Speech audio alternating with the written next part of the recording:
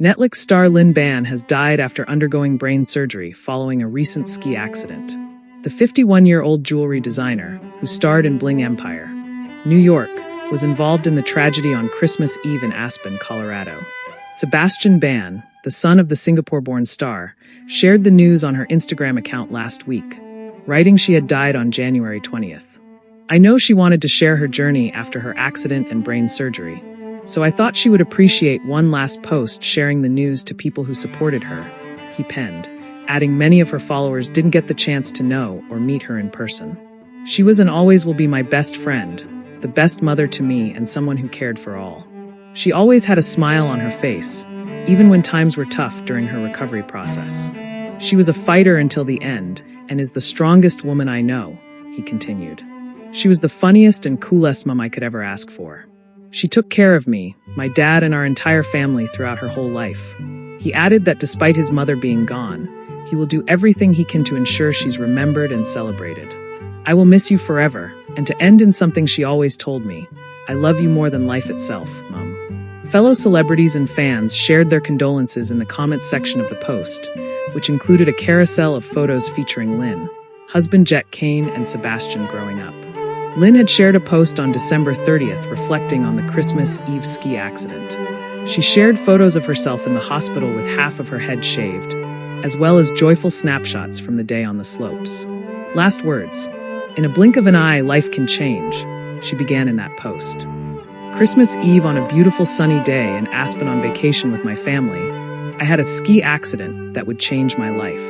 At the top of the mountain, I caught a tip and face planted. Luckily, I always wear a helmet. It didn't seem that bad at the time, and I was able to ski to the bottom." She added she got checked out by ski patrol in case she had a concussion, but was all clear. Still, a paramedic suggested she should go to the hospital for a CT scan, which Lynn said saved my life. She had written that she was told within 30 minutes that she had a brain bleed and needed to be airlifted to the hospital. "Last thing I remember was being intubated and waking up after an emergency craniotomy with Jet by my side," she had shared. "There's a long road to recovery ahead, but I'm a survivor and grateful to Ski Patrol, the incredible team of doctors and nurses, and the love and support of my family and friends." Once winter hits, it's common to take part in recreational activities like ice skating, sledding, and snowshoeing. Hitting the slopes with a pair of skis or a snowboard is also one of the most popular sports when it gets cold and snowy outside. But it's important to recognize the dangers of alpine activities. According to the Canadian Hospital's Injury Reporting and Prevention Program, there were 5,434 alpine skiing-related injuries reported in its database between October 1st, 2016 and January 11th, 2024. Of those injuries, the average age of the patient was just below 17. However, 3,461 of those patients were between ages 5 and 14. Fractures were the main injury sustained by these patients, with 2,139 reported cases, or 39.4%. 14% of those injuries were brain trauma, equating to 759 incidents.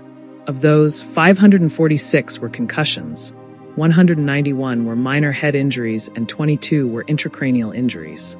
Deaths related to these ski injuries are typically rare, but that doesn't mean fatalities don't happen. Earlier this month, a 67-year-old man from Ontario died after falling into a snow well at Fernie Alpine Resort in BC.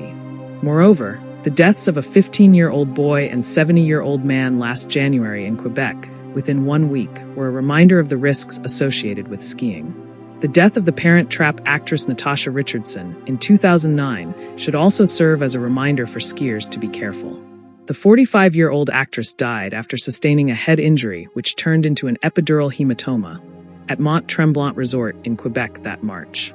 Lynn Ban's legacy is not just in the designs she created or the lives she touched, but in the reminder that life, no matter how fleeting, is a canvas waiting to be painted with passion and purpose. Rest in power, Lynn. Your light will never fade.